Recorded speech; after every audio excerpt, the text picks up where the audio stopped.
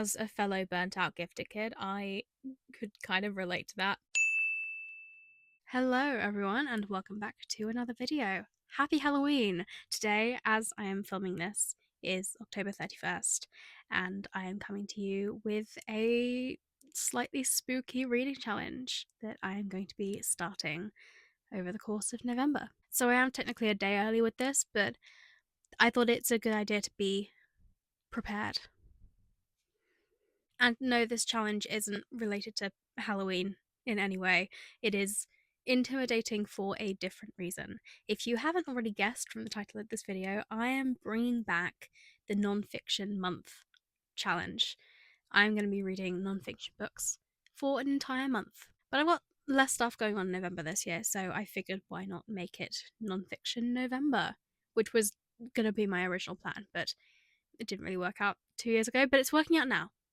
Non-fiction November is happening. So I did it 2 years ago and I thought it was an interesting experience. I was very much at the beginning of my non-fiction reading journey. I hadn't really read any non-fiction books up to that point.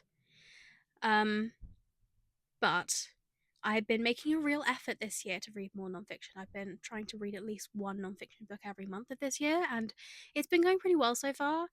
And now I think I have like a good idea of what kinds of nonfiction books I am into and what I enjoy reading. So I'm going to focus on that and pick up books that I really think are going to be worthwhile and stuff that I'm going to enjoy and find valuable, rather than just kind of what I did last year was just kind of try and find as many kind of short nonfiction books so that I could read as many as possible, and maybe not take as much in. That was what I tried to do 2 years ago, and I ended up getting a little bit burnt out by the end of it. Hence why I didn't do it last year. I thought it would just be a little bit too much. But I'm ready to give it another go this year. And I'm not gonna lie, I'm quite excited for this one. I have been slowly amassing more and more nonfiction books over the past couple of years. Not necessarily in preparation for this, because I didn't really know I was gonna kind of take on the challenge again. But I've got quite a few unread nonfiction books, so yeah, it's a good opportunity to try and whittle some of those down. Yeah, so that means I'm gonna need to get a TBR ready. So let's go and do that. I will take you to my bookshelf. Hello and welcome to the bookshelf. Got two of them here. Yes, they are on the landing because I low-key ran out of space for books in my bedroom. So yeah, I have kind of migrated some of my books onto the landing. It's fine. It's fine. Anyway, so down here we have my non-fiction hardbacks. Yes, there are gaps there because non-fiction hardbacks are expensive. So yes, got some down here, and then over here we have my non-fiction paperbacks. Got my penguin orange spines here, which I enjoy aesthetically, and then we have a little bit of kind of feminist stuff, then race theory, bit of history, ancient history, moving on to like general stuff in the ancient world, some like literary analysis and stuff, and then just like some kind of general, more memoir-y stuff. So yeah, that's all of them. So I'm gonna pick out a TBR now. Okay, I read you, I'm pretty sure, in my first non-fiction video 2 years ago, so it's only fitting that I read the new release by Terry Deary in this video. You're coming home with me. I think I'll take both of you as well. Let's see. Eeny, meeny, miny. So I have picked up my TBR. Let's go through them. Firstly, I have chosen Revolting, the new book by Terry Deary, who obviously wrote Horrible Histories. He's the mastermind behind that series of books and the TV show, which I grew up with, and I definitely, partly credit Horrible Histories with me being such a history nut now. Yeah, it definitely contributed to me being a complete nerd, and I really, really enjoyed um, his kind of first history book for adults, History of Britain in 10 Enemies. I thought that was just like, it was basically horrible histories for adults, kind of with that same kind of wit and humor, but also kind of talking about like grown up topics like colonialism and stuff. Um, yeah, I thought it was really good. So hopefully, this will have the same kind of feel as that one, and I will like it just as much. Then we have The Five by Hallie Rubenhold, which is actually the penultimate book on my list of 25 books to read in 2025. I have 2 books left on the list, and this is one of them. So yeah, that's quite exciting, and I need to get to this. And this is obviously a really good opportunity to do so because it's nonfiction month. Yeah, I wanted to read some history anyway, and this history, the last book was history. I wanted to read some history. I wanted some feminism. I wanted some memoirs. Um, yeah, those are kind of the three things I wanted to hit um, on my TBR. So this is like history and feminism rolled into one. So that's yeah, it's good. And then speaking of feminism, we also have Pink Pilled, Women in the Far Right by Lois Shearing. This is also a new release. It came out earlier this year. And yeah, it sounded really interesting, which is why I picked it up at the bookshop when I got it. Um, and yeah, it just sounded very kind of timely and important. Um, I wanted to read some feminism, but I wanted like I've read quite a bit of like general kind of feminist theory and stuff in the past, but I am interested to see kind of a slightly different angle that this covers because I don't know. I feel like there's less literature about like how the far right has targeted women.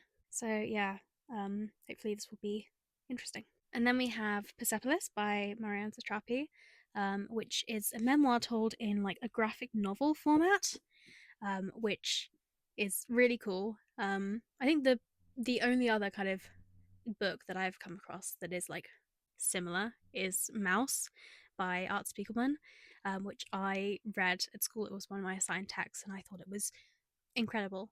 So yeah, hopefully I will enjoy this just as much. And yeah, I have not actually read a lot of memoirs. I'm not. I don't think I would ever consider myself like a memoir reader. Um, I don't know. I generally more prefer fiction to like real stories, but I did read a memoir earlier this year. It's called Motherland, and it was about a woman who grew up in Venezuela during like the political and economic crisis in Venezuela, and became like a journalist and talked about like her relationship with the country and her relationship with her mother. And I loved that. I thought it was really really good. So maybe reading that and reading this will convince me that I do need to read more memoirs. I don't know. I'm keeping an open mind. And then we have The Story of a Heart by Rachel Clark, which won the second and most recent Women's Prize for Nonfiction earlier this year, which is why I've added it to my TBR. I have read one out of the 2 Women's Prize for Nonfiction winners so far. I read Doppelganger earlier this year, and now I want to read the second so that I can say that I have read all of the Women's Prize Nonfiction winners, at least until the next winner comes out next year, and then I can read that. Yeah, it's good to kind of keep it manageable and read them as they come out, as they win, I guess. But yeah, I have also heard really good things about this book. I think I will need to get the tissues ready. Even listening to Rachel Clark's acceptance speech at the Women's Prize Awards earlier this year, because I watched the live stream and I watched like as this was declared the winner, and yeah, I watched the acceptance speech and it was just it was so emotional. I was sat in the car watching this speech on my way to a dance class, and my mum was driving me and she was like, why are you crying? I was like, it's so sad. It was just like really emotional, so that definitely tells me that I am going to need to bring out the tissues for this one. So yeah, I am excited, but I'm also scared. And then finally, you didn't see me pick this one up because it was in a slightly different place, because this is a small tiny book, but I picked out All the Violet Tiaras, Creating the Greek Myths, which is a tiny little kind of very small book of essays. Um, yeah, I felt like I needed something that was like ancient history, mythology related because of course I do. It's me. We got to keep the special interest up somehow, and yeah, I felt like that was kind of missing from the TBR. So I'm gonna get my fix through this. I've had this for a while, and I wanted to kind of I kept putting it off because it had a list of like spoilers, like books that it are talked about in this book and might potentially be spoiled. And one of the books on that list was a book that I had and wanted to read and didn't want to be spoiled, so I needed to wait until I'd read that book, which I read in May this year, in order to read this. So now I'm done that, and I don't think I'm that bothered about all of the other books that I'm gonna get spoilers for. Anyway, um, now that I've done that, I can read this, so I will. So that is the TBR. It is quite a bit less ambitious than my TBRs normally are every month. I usually pick out like 8, 9, 10 books a month that I want to read, but I'm keeping this small and manageable so far because I do actually have some other books I need to read this month.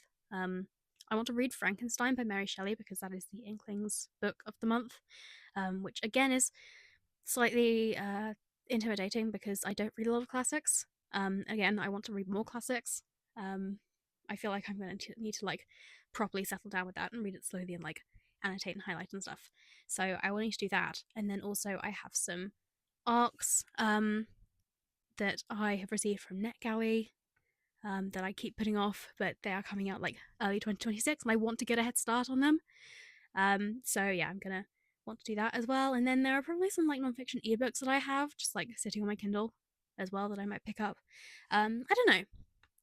I'll see how I do, how I get on with the books that I have on my kind of priority TBR, and then once I finish those, if I finish them before the month ends, then I guess we'll see what happens from there. I don't know. I am generally like quite a mood reader. Despite me setting out like TBRs and stuff, I don't tend to stick to them um, every month. So yeah, I guess we will we'll see what happens. What I'm in the mood for. So yeah, that's it really. I have yapped for long enough. I need to get on with reading. I'm gonna finish the book that I'm reading at the moment because I have a fiction book that I'm working on. It's an arc and it comes out literally in November, so I need to finish it right now. So I'm gonna do that and then I'm gonna move on to my list of nonfiction books. Exciting. I'm gonna make a start on like my number one top priority of this month, and that is obviously The Five, because it is on my list of 25 books to read in 2025. So I need to read this first. Need to get it over with. Um, yeah, I've had nothing but good things about this. Everyone I've come across who has read it has really enjoyed it. It's quite thick. It's quite heavy. So it might take me a while to read, but we'll see. I don't know. I'm excited to go on this journey again. Nonfiction November. Let's go. Hello. I have finally finished the first book of this month, of this challenge, which is The Five by Hallie Rubenhold. This took me like over a week to read. Not because like I wasn't enjoying it, it just is one of those books where like it takes quite a lot of time to kind of digest what is going on. It's pretty slow paced, it's pretty dense, it's heavy. Like the stuff that happens in this book is really heavy. So like I really had to sit with it, and that is why it took me quite a while to get through this book. But yeah, so this is a book that on the surface just kind of tells the lives of the five victims of the Whitechapel murders, aka the murders by Jack the Ripper, um, who was never found or charged for his crimes, and his identity remains a mystery and probably always will be. But what was really interesting is that there is so much fascination around the figure of Jack the Ripper, but there wasn't the same kind of energy for his actual victims, like these very real women that he killed. And like this is the first book to really kind of shine a spotlight on those women and talk about their lives because we actually know who they were, which really surprised me. Like, I found it quite shocking that there hasn't been a book on this subject before, but also at the same time, given how much of history is written by men, it's also not that surprising either. And I had heard such good things about this book. I've seen it on so many like must read lists, like people saying that if you were to read any nonfiction book, this is the book that you should read. And I was a little bit skeptical, I'm not gonna lie. I wasn't sure if I was gonna agree that this book is worth the hype. So I went into it with an open mind, not really expecting anything. Um, because I didn't want to be disappointed. But I gotta say, everyone was right. I'm sorry I ever had any doubts. This book is definitely worth the hype. I love books like these that kind of take all the kind of sensation out of true crime and really focus on the real victims, treating them like real people with real lives up until those lives were taken away from them. And the author treats these five women with so much empathy and understanding, um, like recognizing that none of them ended up in that position in Whitechapel, being kind of vulnerable to the actions of Jack the Ripper out of like their own volition. Like they were very much victims of circumstance, being working class women in Victorian London, living not very stable lives because they were always at the whims of fortune, also men. Like it was just completely commonplace for women to be completely financially dependent on men, whether that is their father as they're growing up or eventually their husband. And if those men die while they're like in debt or like have no money for these people to inherit, or like if the man wants to divorce her, then he can and basically leave her pretty much destitute. If that man abandons her or leaves her in any way, then there are very few options open to her as a woman in this very, very patriarchal society. A woman who will quite often have children to look after because their kind of main role as women was to start a family and have a pretty big family because a lot of those children would die quite young. So, yeah, it was rough out there. And the misogyny didn't stop for these women after their deaths. Like, they were generalized as just prostitutes, like, quotes, just prostitutes.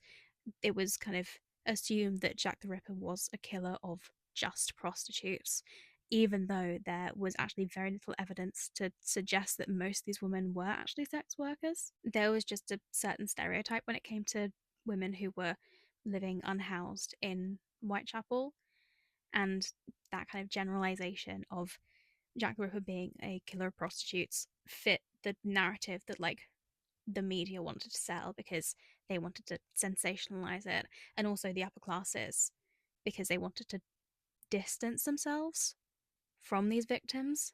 Because, like, if Jack the Ripper was going around killing any woman on the street, then that wouldn't have been very safe for them. But if he was going around and killing these kind of spoils, morally morally wrong women who were like selling their bodies, then that was fine for them because that was far away from their reality. But in assuming that narrative, both in assuming that all of these women were sex workers and also assuming that being a sex worker was a moral failing on their part, that fails to account for the fact that these women wouldn't have had much choice in the matter. These five women were not only victims of Jack the Ripper, but they were also victims of circumstance and also the patriarchy. And thanks to this book, I guess they get a little bit of justice. It's really well written, it is meticulously researched. I kind of want a follow up book that just talks about the author's research methods because it must have been just so many sources to look through, to like trawl through for the tiniest little bit of information. It must have taken so much work, and that is really admirable. So, yeah, it definitely does live up to the hype. I would definitely recommend it, as long as you're okay with kind of heavy topics and it getting a little bit graphic. I wouldn't necessarily recommend this as like a first nonfiction book to get into because it is pretty slow paced. But if you have read a few nonfiction books in the past and you're into history or feminism or even true crime, really, like this is true crime done right, if I'm honest. Yeah, I would recommend it. So that is the first book of this month finished.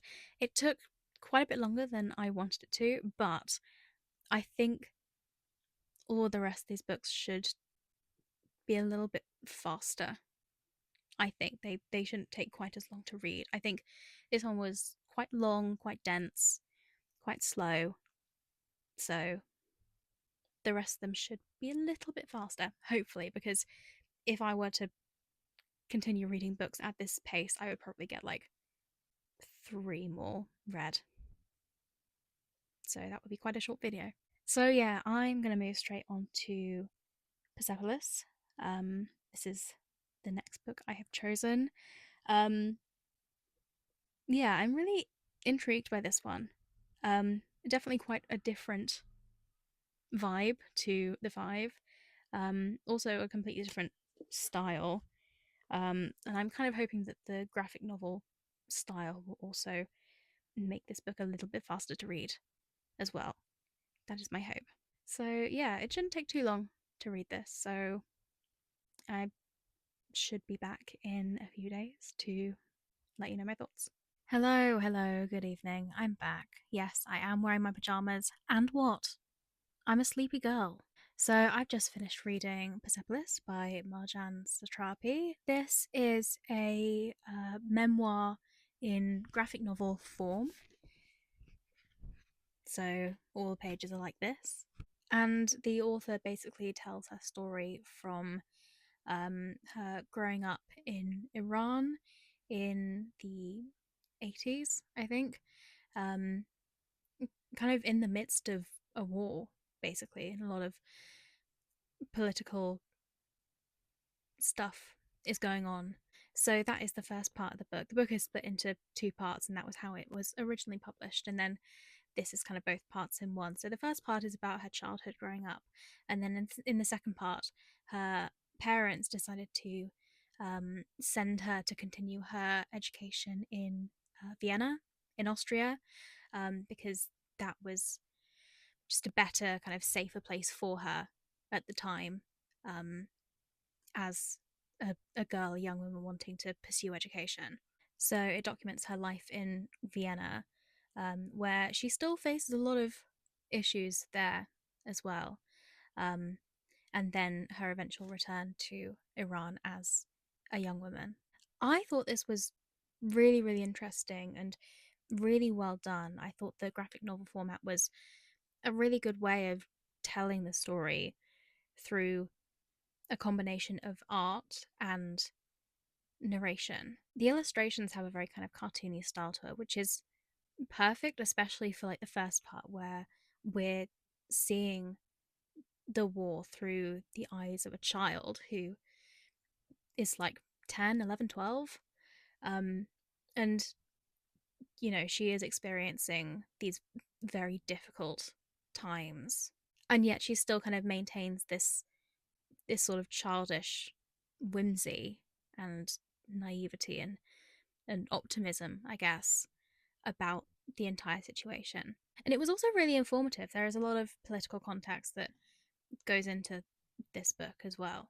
And then the second part of the book sees Satrapi kind of growing up, coming of age, and getting a lot of kind of first experiences, first time experiencing alcohol, drugs, sex, having a boyfriend. And she doesn't really sugarcoat anything particularly.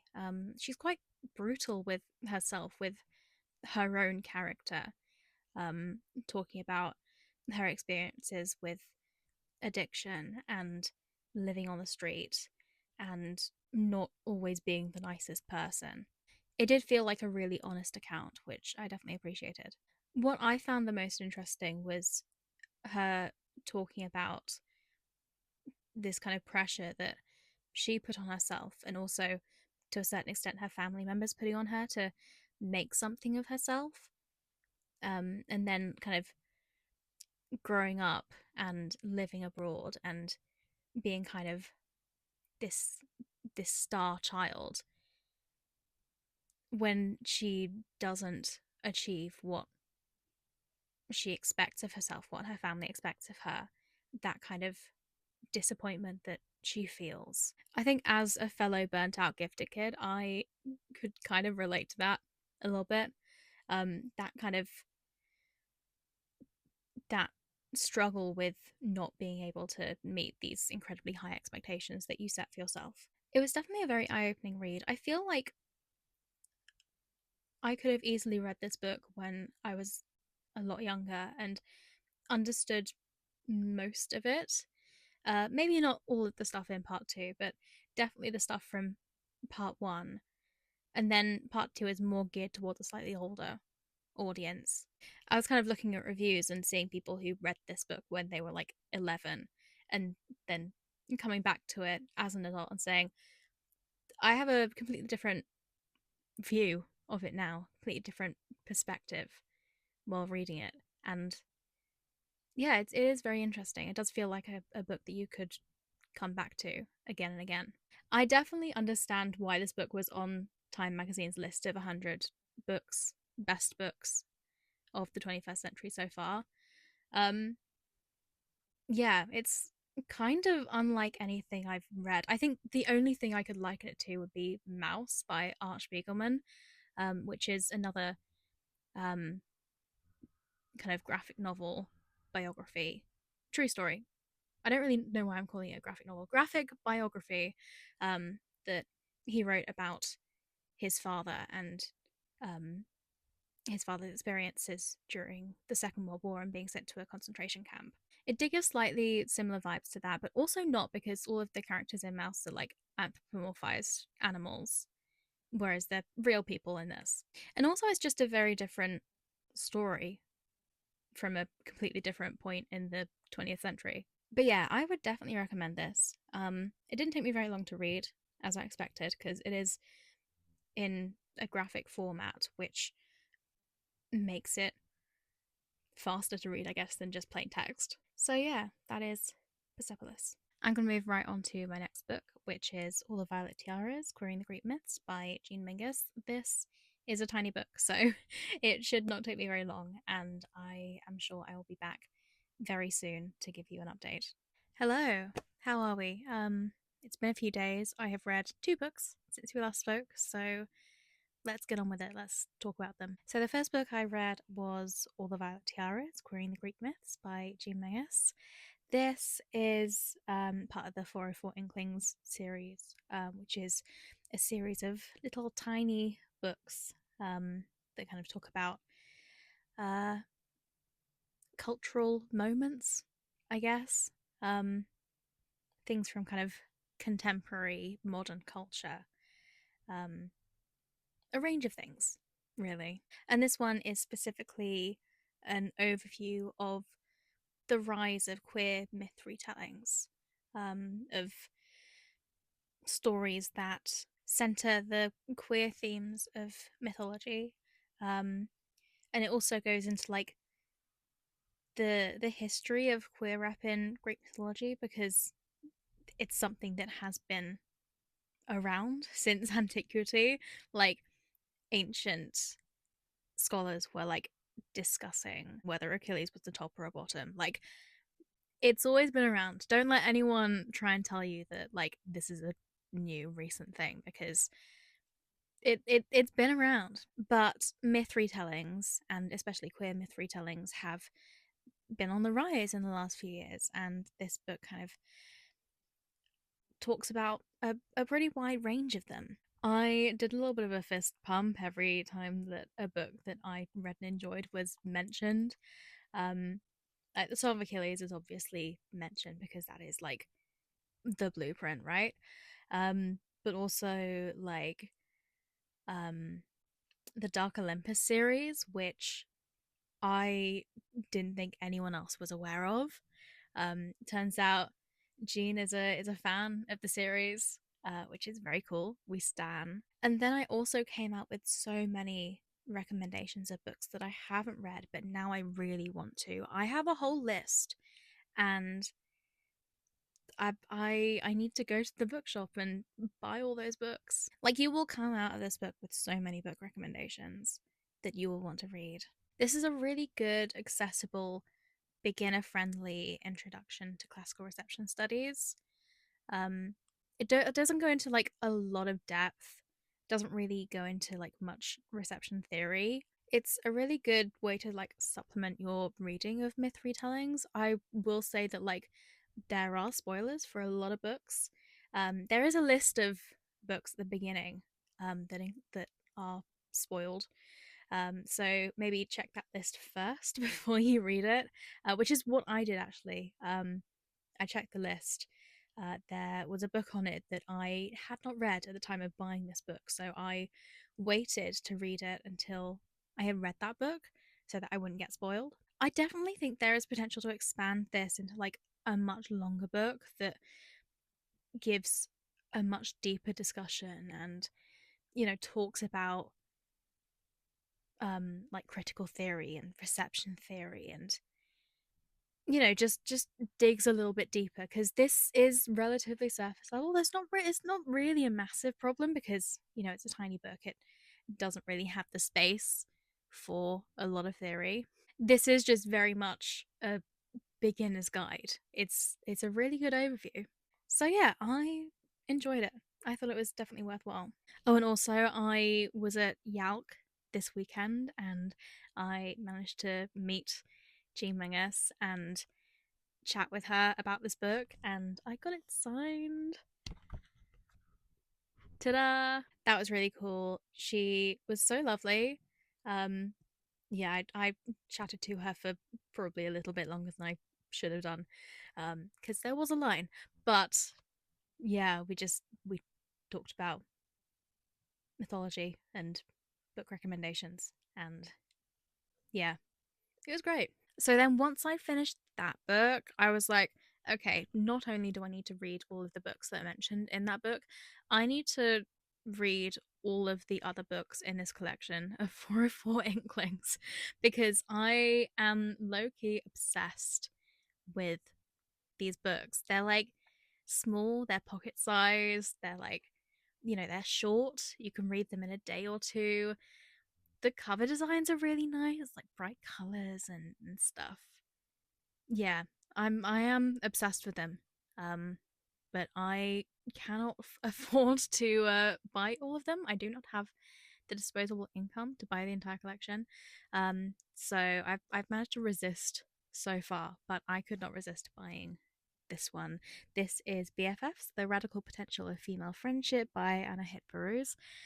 This is, yeah, it's a book about female friendship, in different forms of media, in books, TV shows, films. The author discusses a whole range of media that explores the theme of female friendship, in a variety of ages, from like, young school friends to teenagers to finally adults who, drift apart, and then come back together or not.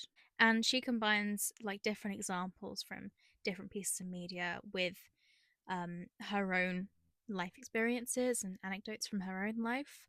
Um, this is definitely it felt like a very kind of personal exploration. Um, there was definitely a lot of love put into this book, and that was quite clear.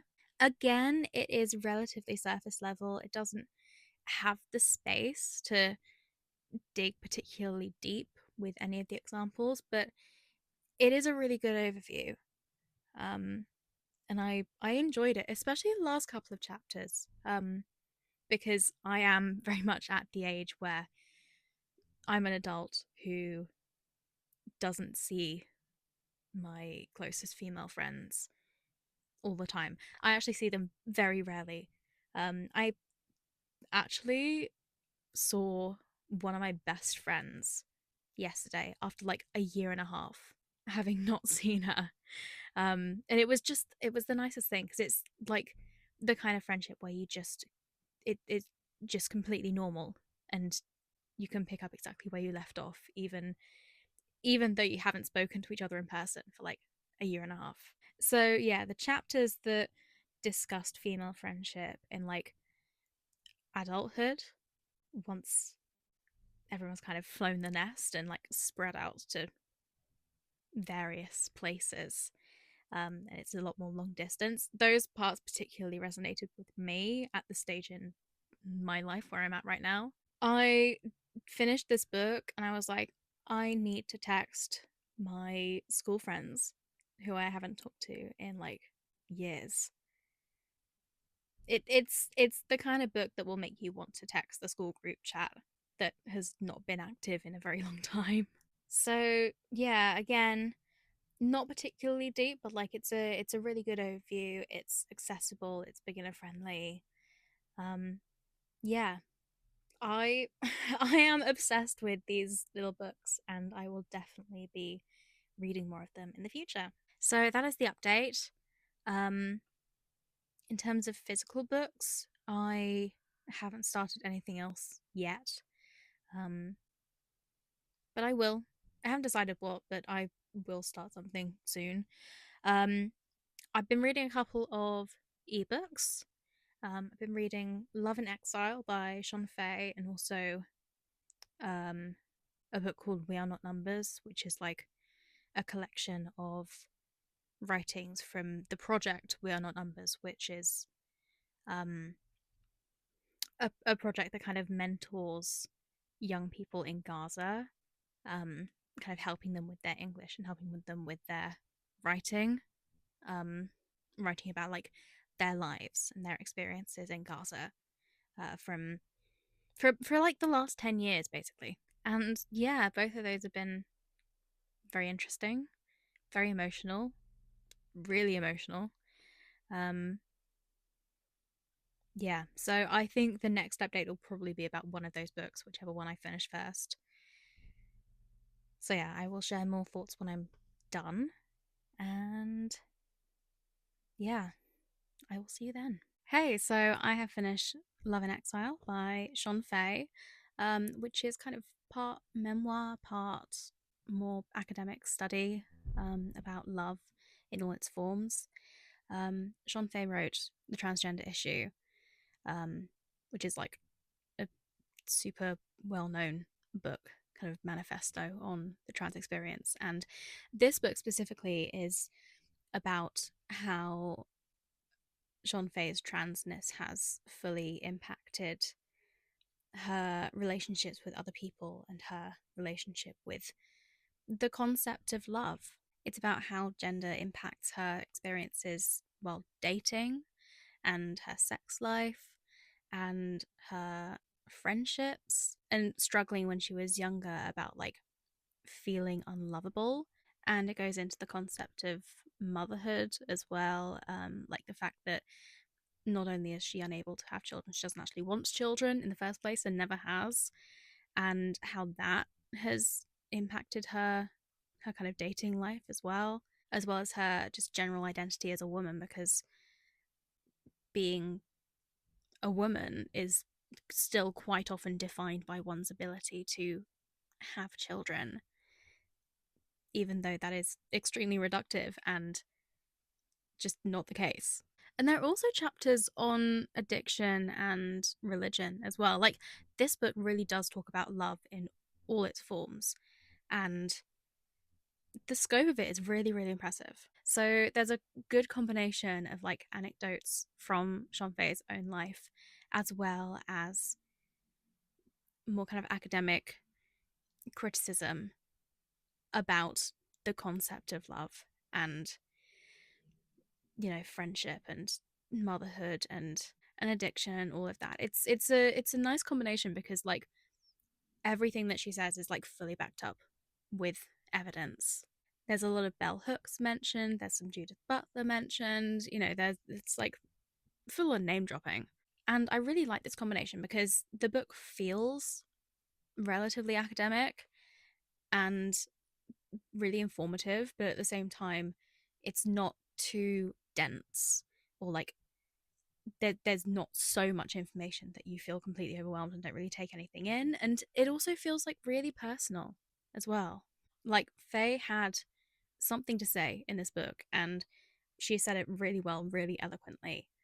And yeah, it was just very informative. It was a little bit slow paced at times, but that's kind of normal for nonfiction books, especially ones that kind of go into like a little bit more kind of an academic territory, with like theory and stuff. But yeah, overall, I thought it was definitely worthwhile. Um, I would absolutely recommend it.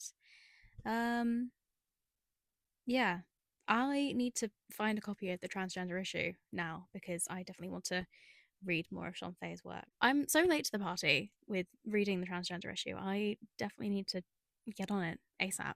So yeah, that was Love and Exile by Sean Faye. I have nearly finished We Are Not Numbers, so I think I will probably be filming a review of that either later today or tomorrow, pretty close to the end. Um, and then I will also make a start on like a physical book as well of some kind. I still haven't decided what I'm going to read next, out of the pile that I picked out at the start of the video. But yeah, lots going on. Yeah, I'll see you soon at some point. Hello, I'm back. I'm in my pajamas. I'm ill. Yeah, I'm tired. But much to talk about. I finished yesterday We Are Not Numbers, The Voices of Gaza's Youth. This is a collection of writing, articles, essays, poetry from young people from Gaza, who have been writing on this project called We Are Not Numbers, which is like a website where these young people are being mentored by native English speakers on their writing in English. And then they post their writing to this website in order to raise awareness of their experiences in Gaza. So it's a collection of writings from the project's conception in 2015, I think, through to like early 2024. So a little bit less than 10 years. And it really does give such a clear insight into these experiences of people in Gaza and the fact that they have been facing a lot of hardship for years and years, not just since 2023, but actually since before this project happened, for even decades before all of this. And it was just so striking reading these stories because it is very easy to become completely desensitized just seeing the massive numbers of people who have been displaced or injured or killed by the Israeli forces over the last couple of years. It is quite easy just to see them as numbers, but as the title of this book and the whole project shows, they are not numbers. They're just as real and human and completely deserving of life and prosperity as the rest of us. A lot of these writings speak very openly and honestly about the hardships that these people have suffered over the years. The fact that life is hard, they don't often have access to power, um, food is scarce, and the healthy food is really expensive. It's difficult to get a full education, and even when you do get a full education, there's such a massive unemployment crisis that even the most educated people are struggling to find work. And that's the situation even before October 7th, 2023, and the genocide started. So things are unimaginably worse now. But at the same time, there are also writings that talk about the love that these people have for their their home country and the pride they have for it and their desire to see Gaza and the West Bank united, and for those people who have been able to escape the situation in Gaza, their desires to return to their homeland and to the members of their family who are still there. And it's just so important to continue sharing these stories, especially because unfortunately there are writers in whose works are in this collection who are no longer with us and who have been killed in the genocide. It is a very eye-opening and heartbreaking read, and I would absolutely recommend it. I think if you were to take one recommendation away from this video, it should be this one. I think this book is essential reading, and if anyone has been completely living under a rock and is not yet aware of the atrocities that Israel has been committing in Gaza over the last not even 2 years, but 70, 80 years, then this book will give an insight into, just like a fraction of what has been going on. So, yeah, that is We Are Not Numbers. Yeah, essential reading. You need to pick up a copy right now. Oh, it's heavy. It really is. Even just thinking about it, it's heavy. But yeah, still absolutely worth the read. Yeah, my next book, I'm about halfway through this one, Pink Pilled Women and the Far Right. Finding this really, really interesting, and I'm sure I will finish it. If not later today, then probably tomorrow. So I will give you an update on that fairly soon as well. Um, yeah, I am gonna go take a nap because I'm very ill. Um, so yeah, I will see you at some point. Hey, so last night I finished Pink Pilled Women and the Far Right by Lois Shearing. This is a really interesting overview of women in far right and extremist spaces. It talks about how they're recruited through lots of different channels, a lot of the time in this day and age over the internet. But it also talks about the history of women's roles in the far right and the fact that they have been present in far right spaces in throughout history in the 20th century as well, not just in recent years. It talks about some of their roles and responsibilities in far right spaces. In fact, they do a lot of the work behind the scenes, a lot of kind of the admin and the organization.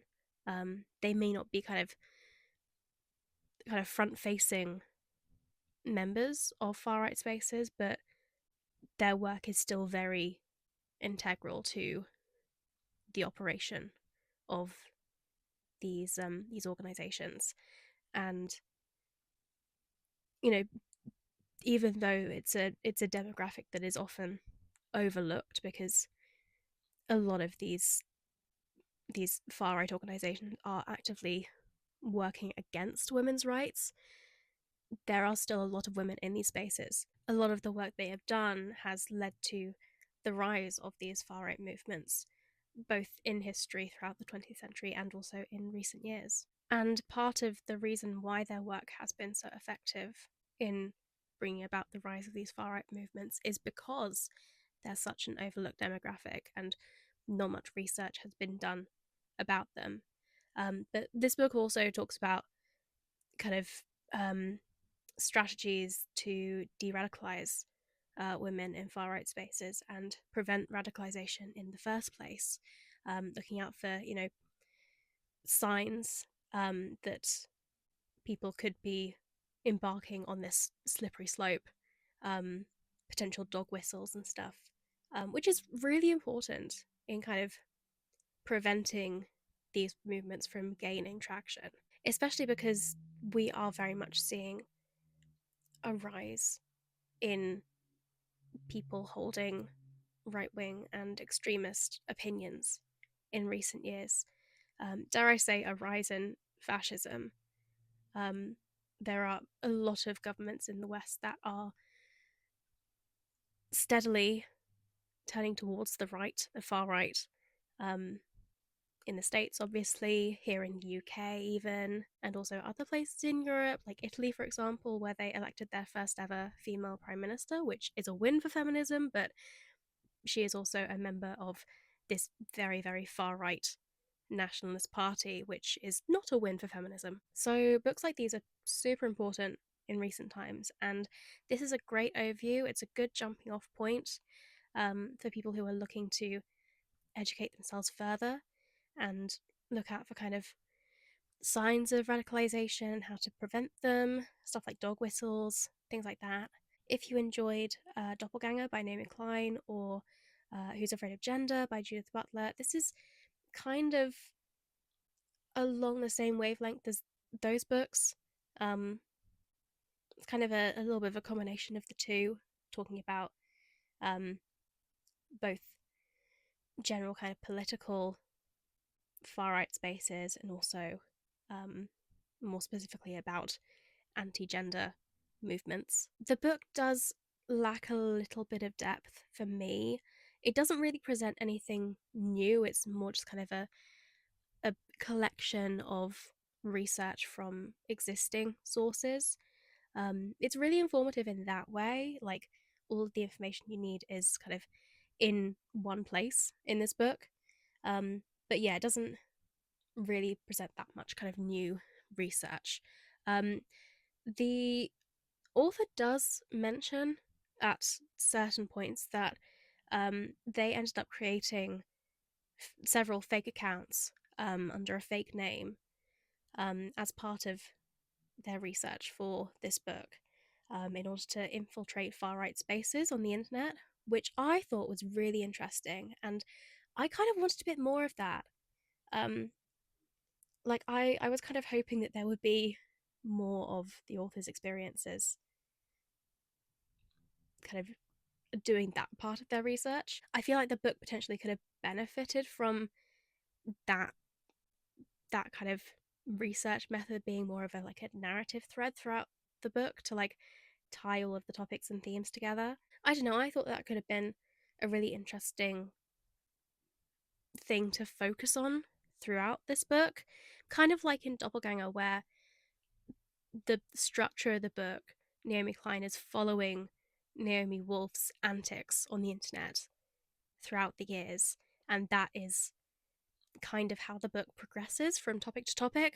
I thought that this book could have maybe benefited from a more kind of narrative structure rather than kind of jumping from topic to topic. But I don't know, that might just be me. I think this book is definitely a really good jumping off point. It's beginner friendly, it's pretty accessible. Um, it's really interesting. Um, yeah, it's definitely a very important read, but I do think for people who are more well versed in this area of political nonfiction, it might just be telling you what you already know. But yeah, I would still definitely recommend it. I thought it was very interesting. Yeah, so that is Pink Pilled. I only have a couple of books left on my TBR for this month, which is good because there is literally 1 week left of November. So, um, yeah, I need to I need to keep reading. I need to keep going. I am going to tackle this book next, Revolting by Terry Deary. Is this the only book I had on my TBR that was written by a man, potentially? Other than like some of the writers in We Are Not Numbers and also I think one of the editors. This, yeah, most of the books I've read so far have been written by not men. Terry Deary's really cool. He wrote horrible histories. I'm a big fan. I read his first kind of adult non-fiction, which is a history of Britain in 10 enemies, I think. I read that 2 years ago, I think. I don't know when it came out. Pretty much. I read it for my first nonfiction vlog. I might have done, possibly. I can't really remember. It was a long time ago. But I'm gonna. This is his second adult nonfiction book, and yeah, I loved his first one. I really enjoyed it. So hopefully, I will like this one just as much. I'm gonna shut up now. I've been talking for long enough. So yeah, I'm gonna start reading this, and I will let you know what I think when I'm done. Hello, welcome back. I have literally just finished Revolting by Terry Deary. This is it's basically horrible histories for adults, essentially. It's written in like the exact same style, just slightly more mature. This is a book about revolts and rebellions throughout history. It covers a massive span of time. It's got kind of an anecdotal narrative in that it's split into kind of 10 sections. Each section has a chapter on like a certain reason why people might revolt, and then also lessons to learn from revolts in the past. And in each of those chapters, there are several examples of revolts from history that kind of have that theme. So yeah, it is very anecdotal. It's quite easy read because each section is quite short. It's very accessible. I love the writing style. Again, it is just horrible histories for adults. It's very beginner friendly, quite funny and light-hearted. This does feel like a very timely release, given the political atmosphere all around the world, really. I do feel like we're kind of due for a revolt, if I'm honest. A revolt against who? I don't know. I feel like every single person in power is not doing very well at the moment, so yeah. Compared to A History of Britain and 10 Enemies, this did lack quite a lot of depth. What I loved about A History of Britain and 10 Enemies is the fact that there are examples that like linked right up to present day, and there was a whole kind of running message of like borders and countries being like completely social constructs, like they're completely arbitrary, and populations of countries will only hate each other because the people in power say that they should. And at the end of the day, we are all citizens of Earth and we should be united in that. This didn't really have that much of a message.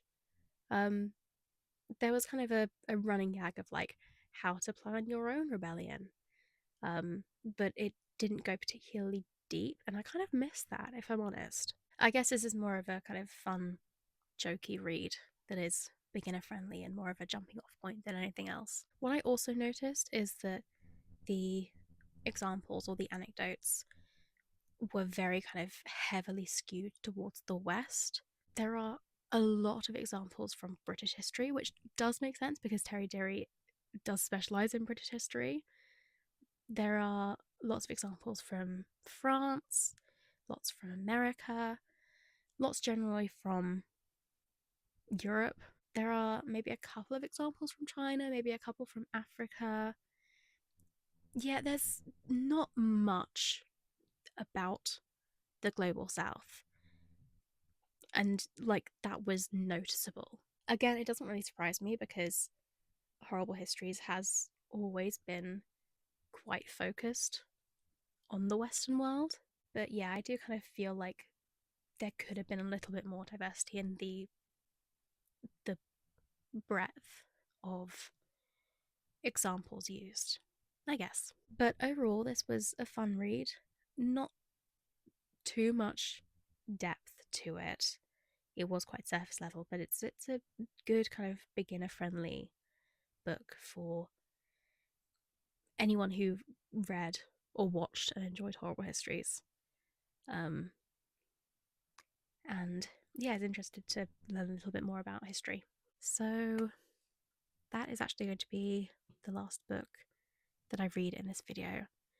I know there is still one more book on my TBR, but it is literally the 29th of November today, and there is no way I'm going to read another book before the end of the month. And also, I'm just kind of generally burnt out from reading so many nonfiction books in quick succession. I did have a bit of a hypothesis when I started this video that the reason I felt so burnt out last time I did the challenge was because I was just picking books kind of willy nilly and trying to read as many books as possible without kind of focusing on what kind of nonfiction I like to read. And now that I do have an idea of what nonfiction I like to read, I would pick books that align more with my tastes, and I would, I don't know, feel less burnt out if I was just reading books that I enjoy. And I do think that I did enjoy this month a lot better than the last time I did it 2 years ago. It did feel like a lot less of a chore, and it did feel very fulfilling. But I think just any nonfiction book, regardless of whether or not it aligns more with my tastes, is gonna take something out of me. It just, it takes a lot of brain power to read and digest and fully comprehend. And it's gonna take a lot longer than a fiction book. I've averaged around like 70 pages a day this month, I think. Which I think probably still sounds like a lot to quite a few people, but I was kind of averaging like at least 100 pages when I was reading primarily fiction. So it has dropped quite a bit. And yeah, I need to like turn my brain off and read some fun fiction, some mindless fiction, just to, bring myself out of burnout. We only have 1 month left of the year, and I still have so many books that I want to read this year. So yeah. But anyway, these are the books that I read this month, at least in physical format. And then I also read Love and Exile by Sean Fay. Did I read anything else? I can't remember. My brain is fried. Out of these books, I think my favorite that I read was probably The Five. Not that one, this one, The Five. I just think it's like the hype is real. It's such a masterful book about kind of that period of history and how the Whitechapel murders were just sensationalized and are still sensationalized. But looking at that pile, I did read a lot of absolute bangers. So, yeah, pretty pleased. Thank you so much for watching this video. If you enjoyed it, please give it a thumbs up and consider subscribing to my channel for more content like this. I have a lot more plans for the rest of the year. Who knows if I'm actually going to get to them by the end of the year, but 'tis the season for annual roundups and stuff, so lots more content. And you can also find me on Instagram, TikTok, Blue Sky, and Storygraph. My username on all those platforms is @WoodLiveJones, and I post a lot more regularly on there as well. So that's where you can find me. Thank you so much again for watching, and I will see you in the next video. Bye!